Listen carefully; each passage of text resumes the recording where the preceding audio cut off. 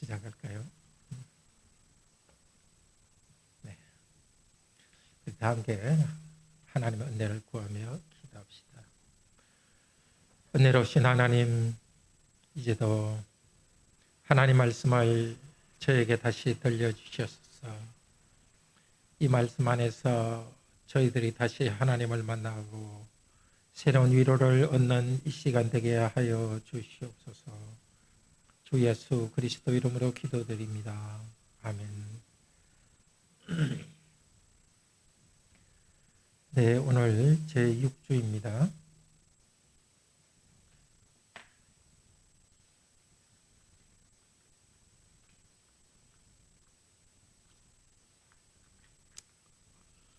요리문답 31페이지입니다.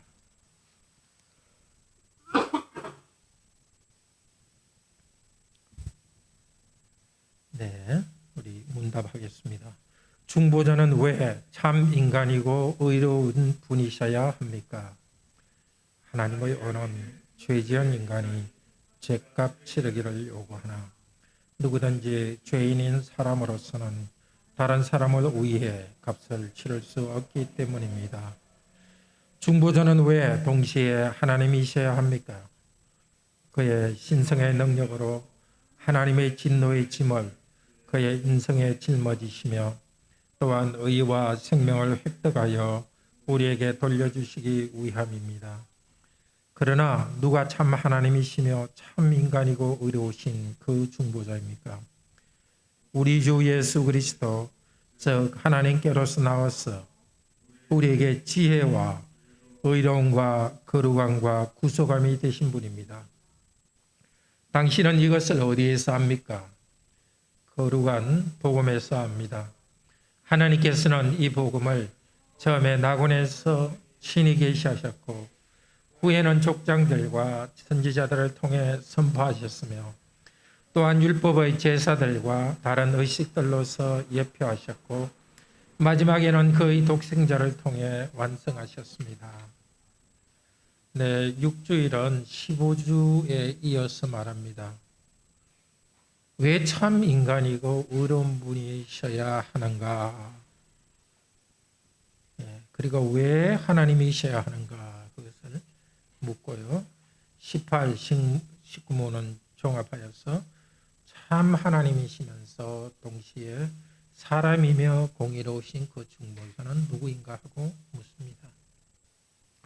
우선 16문에 중보자는 인간이고 의로우신 분이라고 합니다. 하나님은 죄지은 누가 죄값 치르기를 원하시는 거죠? 죄지은 인간이 죄값 치르기를 요구하시죠. 왜 그렇습니까? 사람이 하나님과 언약을 맺으셨기 때문입니다. 의로운 사람이어야 또 다른 사람의 죄의 문제를 해결합니다. 로마서 3장에서는 의인은 없나니 하나도 없으며 사람으로서는 의로운 사람이 아무도 없습니다. 그래서 사람으로 태어났지만 보통 사람과는 다른 동정녀로 탄생한 그리스도만이 우리를 의롭게 할 수 있습니다. 자, 그분은 참 하나님으로서 중보자가 되어야 됩니다. 우리 빨간 것 같이 읽읍시다. 그의 신성의 능력으로 하나님의 진노이심을 그의 인성에 짊어지시며 한 사람이 다른 사람의 죄를 짊어질 수 없습니다. 자기 죄만 하더라도 100년간 받아도 다 벌을 받을 수 없습니다. 자기 뒤에 오는 다른 사람의 죄에 대한 벌까지 어떻게 짊어질 수 있겠습니까? 내 뒤에 오는 사람들의 죄까지 짊어질 수 있는 그 사람은 시간 밖에 있는 영원한 존재입니다. 영원한 하나님에 대한 또 벌은 영원합니다. 영원한 존재만 그 벌을 받을 수 있습니다. 예수 그리스도께서는 무엇과 무엇을 우리를 위해 획득하여 돌려주십니까? 의와 생명입니다. 중보자는 하나님의 벌을 받는 데서 끝나면 안 됩니다. 우리에게 다시 주어야 됩니다. 바로 생명을 돌려주셔야 됩니다. 생명을 획득하여 주기 위해서 그분은 부활해야 합니다. 부활하셔서 우리에게 생명을 돌려주시는 분입니다. 요한복음 10장 18절 읽읍시다. 내가 스스로 목숨을 버리노라. 나는 버릴 권세도 있고 다시 얻을 권세도 있나니. 목숨을, 거기 괄호입니까? 네. 예수님께서는 누가 강제해서 죽으신 것이 아닙니다. 스스로 목숨을 버렸습니다. 버릴 권세도 있고 얻을 권세도 있습니다.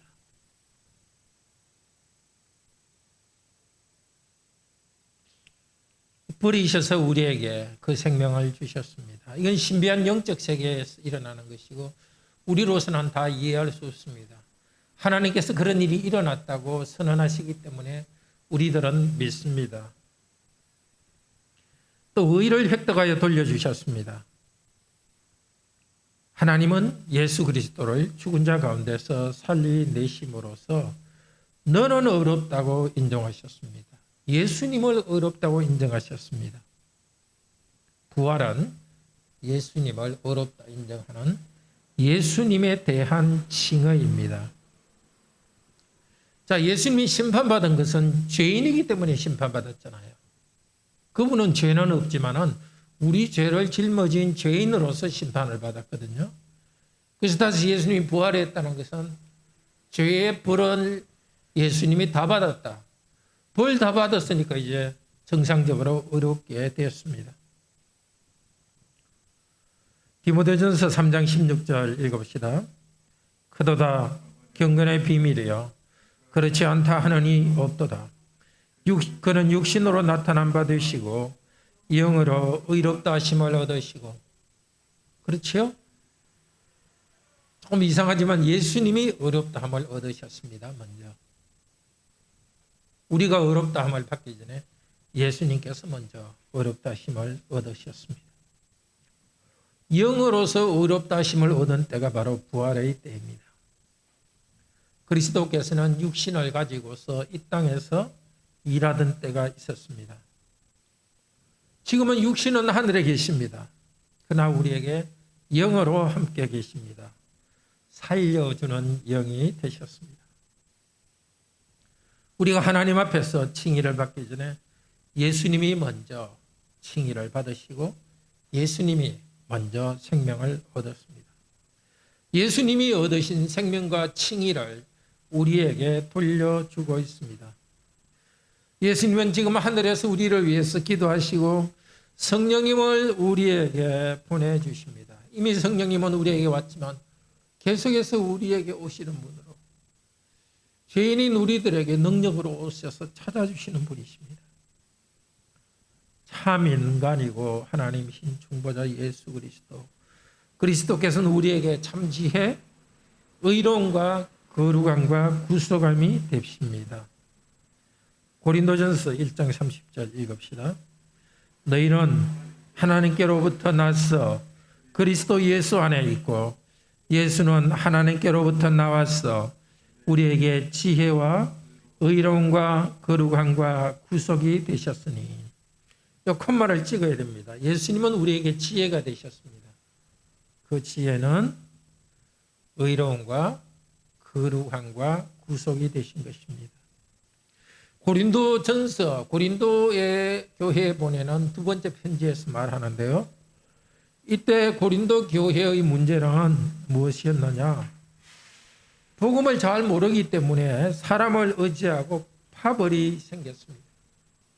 이 분쟁이 생겼는데 그 분쟁의 문제를 해결하기 위해서는 인간적인 방법으로 안 됩니다. 데리고 와가지고 이 사람도 나름대로 착한 게 있고 당신 해하려고 한 것이 아니니까 좀 이해해 주라.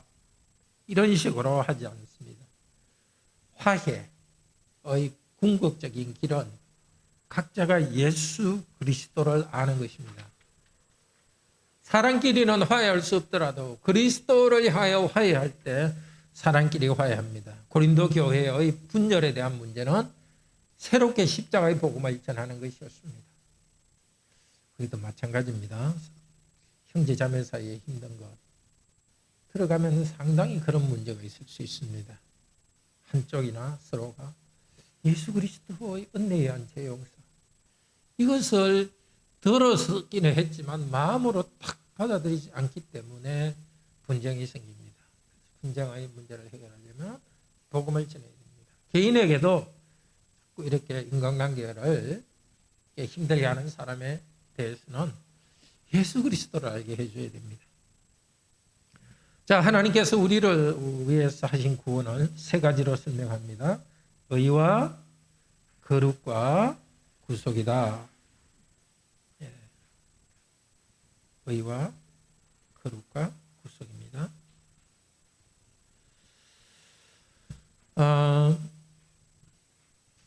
의는 무엇인가? 하나님으로부터 멀어졌던 우리를 하나님이 사랑하십니다. 하나님의 사랑을 받고 우리가 회복되는 것이 의입니다. 이 의롭게 되는 것을 다른 말로 해서 죄 용서받는다. 그렇게 합니다. 죄 용서받은 것은 전에는 하나님께 나갈 수 없는 우리들이 이제 하나님께 나갈 수 있도록 만들어주는 것이 의롭게 되는 것입니다. 보통 의라는 뜻하고 좀 다르죠. 보통 의라는 것은 다른 사람이 볼 때 정의롭다, 어떤 착한 마음의 행실을 이야기합니다. 그런데 여기 하나님과의 관계에서의 의는 관계에서 의입니다. 관계가 풀리고 나갈 수 있는 겁니다. 하나님께 나갈 수 있는 죄의 벽이 무너지고 나갈 수 있게 되었습니다. 두 번째, 우리에게 주신 구원은 거룩입니다. 하나님과의 관계를 이렇게 맺을 수 있도록 어렵게 하시고 그 다음에는 하나님께 우리를 구별하여 바쳐드립니다. 말하자면 우리의 삶 전체를 새 생명으로 하나님께 바쳐드리게 하는 것이 구원입니다.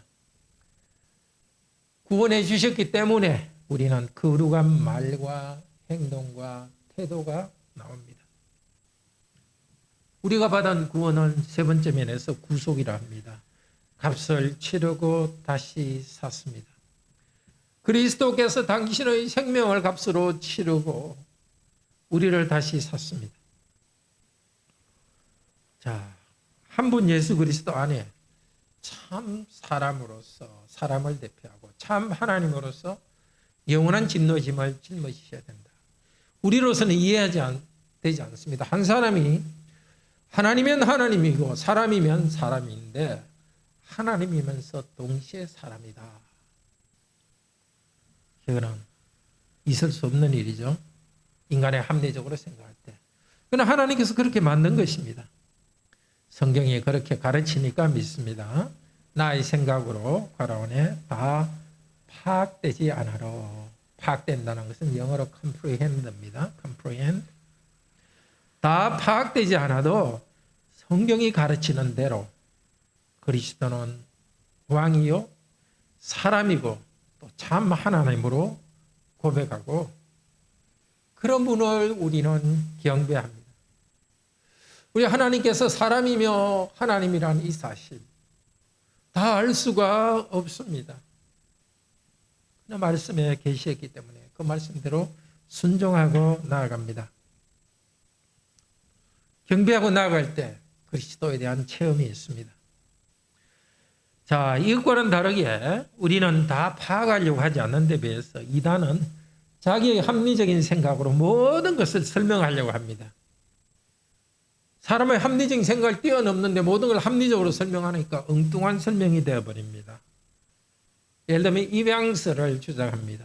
뭐냐? 예수님은 신이 아니고 보통 인간인데 착해서 신으로 입양되었다. 합리적으로 막 설명은 나지만 성경에 그런 게 어디 있어요? 또 삼위일체 하나님에 대해서 예수님과 인간됨에 대해서 가현설. 예수님은 가짜로 나타났다. 진짜 인간이 아니고 신인데 사람인 것처럼 가짜로 나타났다 하고 그렇게 설명합니다. 그러나 우리는 믿고 고백합니다. 우리를 구원하실 그분은 참 하나님이고 참 인간이어야 한다는 것. 참 하나님이고 참 인간이어야 한다는 것. 그것을 그대로 믿고 받아들여야 됩니다. 예수께서 참 인간이고 참 사람이고 의로운 분이라는 것을 어디서 깨닫느냐?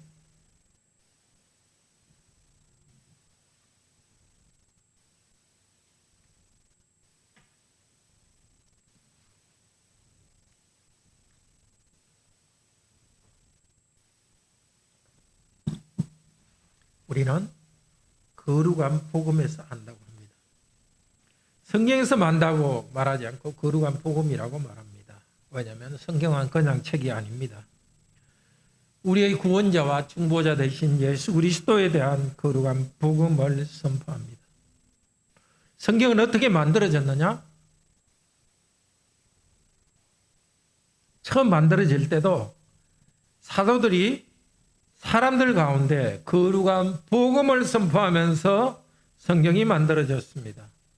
복음을 선포하고 복음을 듣고 믿는 일이 일어났는데 그 선포된 복음을 다시 정리한 것이 성경입니다.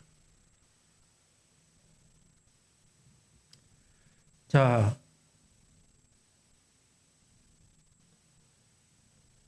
그러니까 성경이 만들어지는 과정에서도 복음을 전파하고 구원받는 일이 있었고요. 지금 성경을 읽을 때도 그냥 지식적으로 읽는 것이 아니라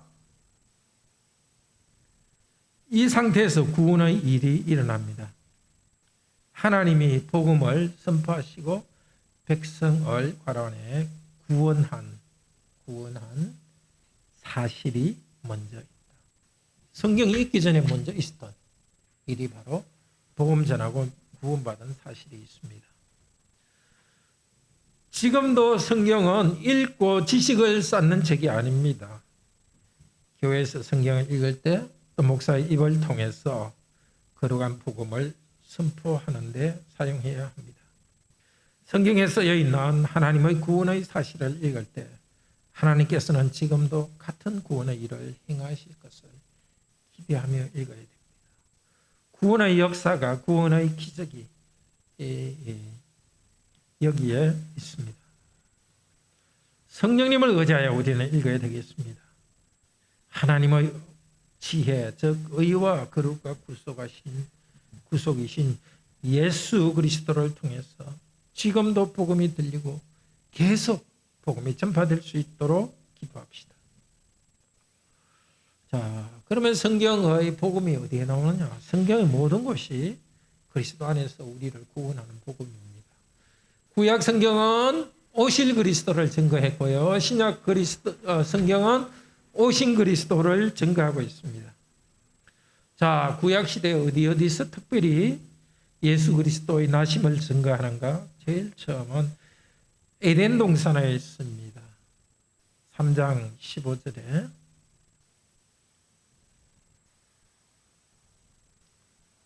여자의 후손이 너의 머리를 밟으리라. 여자의 후손이 바로 여자의 후손으로 오실 예수 그리스도입니다. 뱀이 머리를 밟는 그 뱀은 로마서 16장에서는 옛 뱀이라고 합니다. 사단. 자, 하나님 아들이 오셔서 사단의 머리를 밟으리라고 예언했습니다. 구약의 족장들은 아브라함, 이삭, 야곱, 요셉을 말합니다. 이들에게도 약속이 있었습니다. 창세기 12장 3절에 모든 족속이 너를 말미암아 복을 얻을 것입니다. 이것이 오실 예수 그리스도를 증거했습니다. 선지자들도 마찬가지입니다. 이사야서 42장 1절에 4절 같이 읽읍시다. 내가 붙들던 종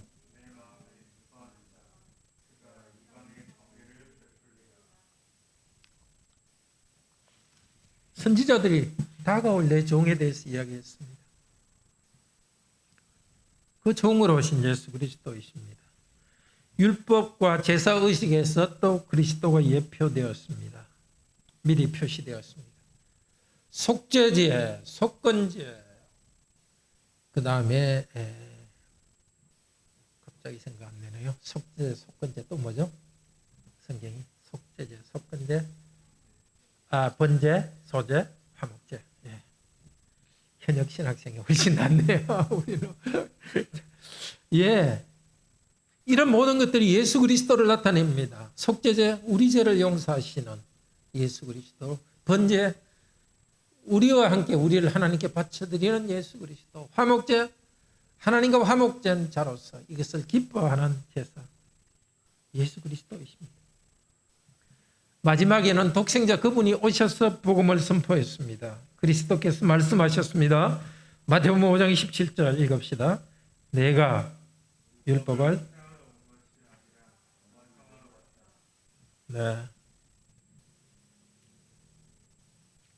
예수님께서 완성하러 왔습니다. 예수님과 사로 시대의 성경은 완성되었습니다. 그래서 우리는 지금 새로운 계시를 찾아서는 안 됩니다. 새로운 계시가 아니라 우리가 성경에서 새롭게 깨닫는 그것은 조명이라고 합니다.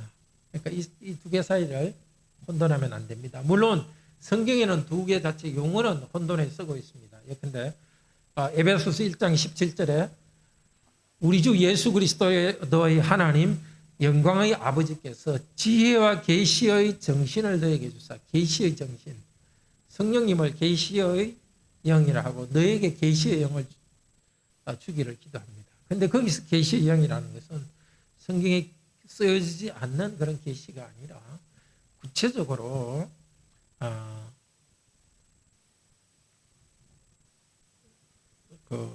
구체적으로 우리 가운데 있는 그 조명을 갖다가 거기는 계시라고 말한 것입니다.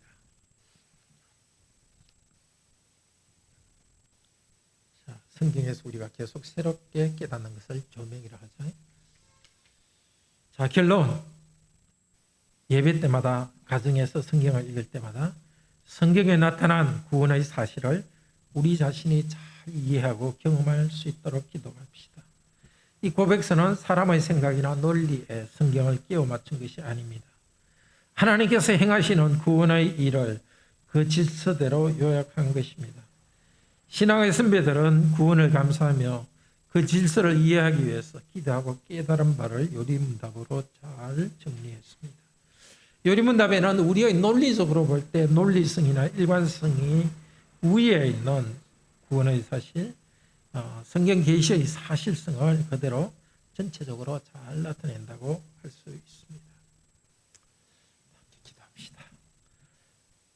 참 사람이요 참 하나님이신 예수 그리스도요, 하나님으로서 아들로 낮아지셨기 때문에 저희도 이제 하나님의 이름을 부르면서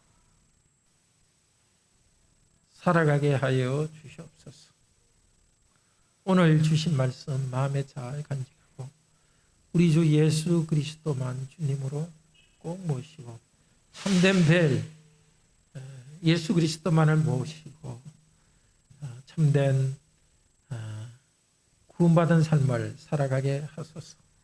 주 예수 그리스도 이름으로 기도드립니다. 아멘. 40분에